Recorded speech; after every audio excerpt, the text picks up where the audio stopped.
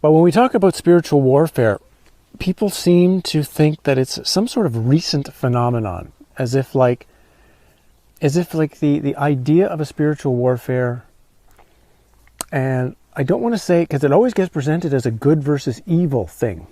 That's how it's presented, which is, of course, a misdirection in it as well. When it comes to exiting the cave, spiritual warfare has been going on since the moment we entered the Matrix. The moment the divine spark, you, me, entered into this original AI simulation, the spiritual warfare had started. And in a sense, the spiritual warfare is not between good and evil, because good and evil are actually, in the Matrix, are just two parts of the same thing. They're just ways of the Matrix to generate energy from you. I have a huge section in Exit the Cave how what we might call true good wouldn't be good anyway. It's unity, it's completeness, it's totality, and not the totality that like the religions try to. Oh, I got a wasp on me here. I'll move a bit. That religions try to sell to you, or spirituality tries to sell to you. It's not that kind of oneness. It's just the totality that contains everything. Not just the things you like. Totality contains everything. And it contains it in an equally balanced, harmonious way. One side never gets out of balance. That's oneness. This reality is a constant pendulum.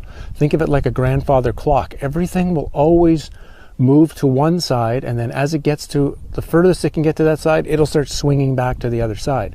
And it doesn't matter whether it's people and their viewpoints and their opinions, or the world itself, or how things are running. The grandfather clock is the perfect analogy for this realm, for this entire Matrix.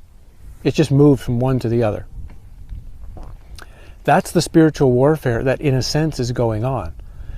Is that at least the way I've come to see it now, is that the Matrix AI reality is constantly producing problems, is constantly producing mess, is constantly producing chaos in order to get people to move either to one side or the other. Some like the chaos. Some want to try to connect with the chaos more. Some think it's going to improve them. The majority tries to fix the chaos, tries to change the chaos, tries to understand where the chaos comes and fix it. But everyone's on one side. Everyone's on one side of the duality, constantly. Either trying to get something out of it or trying to fix it, right? That's just natural. That's how we've been brought up in this place. But that's the spiritual war. The spiritual war is going on. The spiritual war is in two segments, right? One is the reincarnation trap. The reincarnation trap is part of the spiritual warfare. That the fact that it's built in, the fact that death and life and rebirth and a constant cycle of shittiness like this, constant rebirth into the shithole. That's one side of the spiritual warfare. That's one part of the spiritual warfare that has to be fully acknowledged, that we're dealing with. And you may not notice it on a day-to-day basis. It may not be appearing, but it's there. There's a car coming by, so I'll wait. So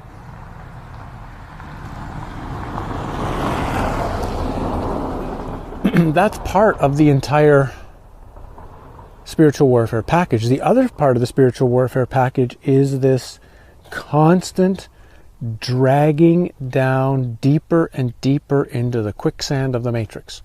I can't describe it any other way.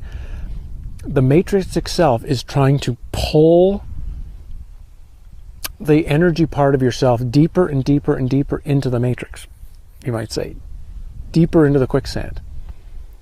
And we're not trying to fly above it. Again, that's the opposite thing. Well, I will ascend, I will move to the higher realms, I will perfect myself. And that's the exact playing the game of the two-sided grandfather clock. All you want to do is just get yourself to equilibrium. the balance point where the grandfather clock isn't moving. So you're not sinking into the matrix and you're not ascending. You're in the still point. You're in the betweenness point between whatever two elements, whatever two parts of duality you're dealing with, all of which are part of the spiritual warfare.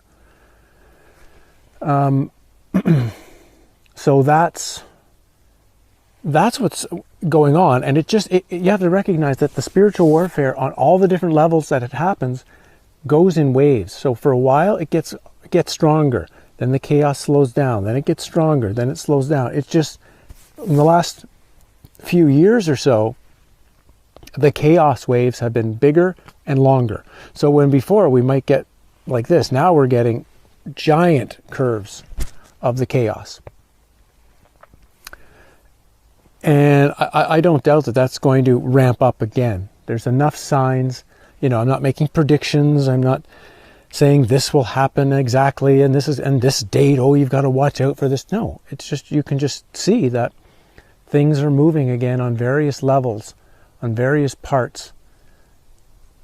I still believe the simulation is ending, right? The simulation itself is coming to an end, and as it comes closer and closer to the end, it has to get more and more unstable. It has to get more and more stupid. That's just what'll happen when a simulation ends. And just look around at there's actually people in Canada who are protesting for masks. They actually want the government to. They're using their freedom to go out and have a protest so that they can ask the government to take their freedoms away and put them in masks and not allow them to congregate and have a protest. It's an example of just showing the absolute depth of craziness, and we're not at the real crazy part yet. But the craziness is a part of the spiritual warfare that we're having to go through.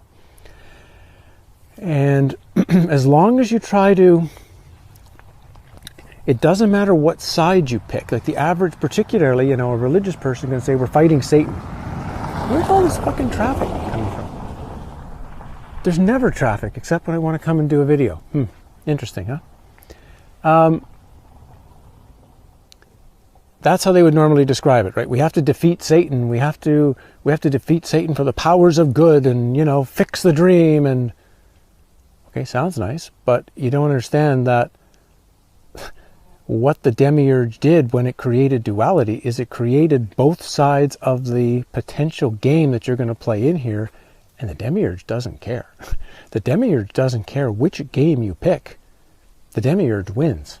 As long as you're, what's that movie from War Games, right, in 1983? As long as you're picking a side, you're playing. The only winning move is not to play.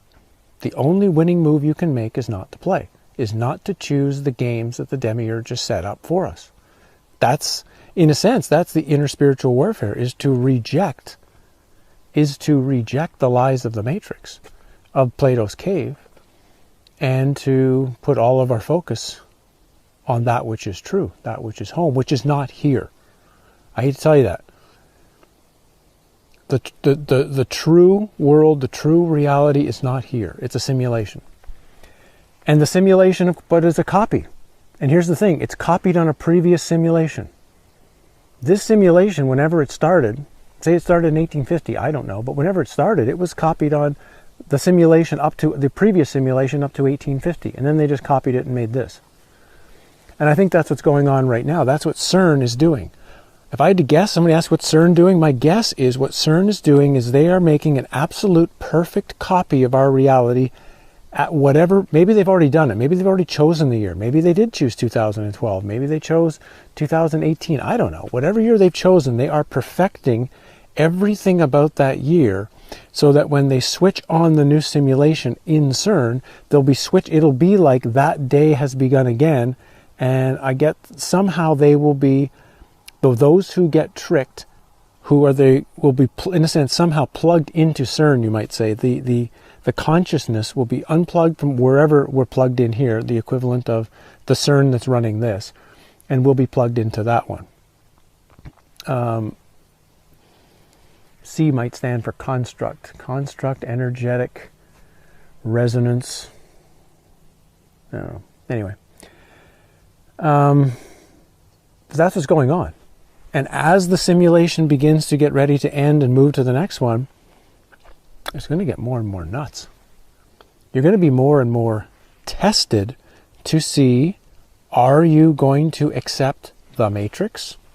And I don't mean the next matrix. I mean, are you going to accept this one?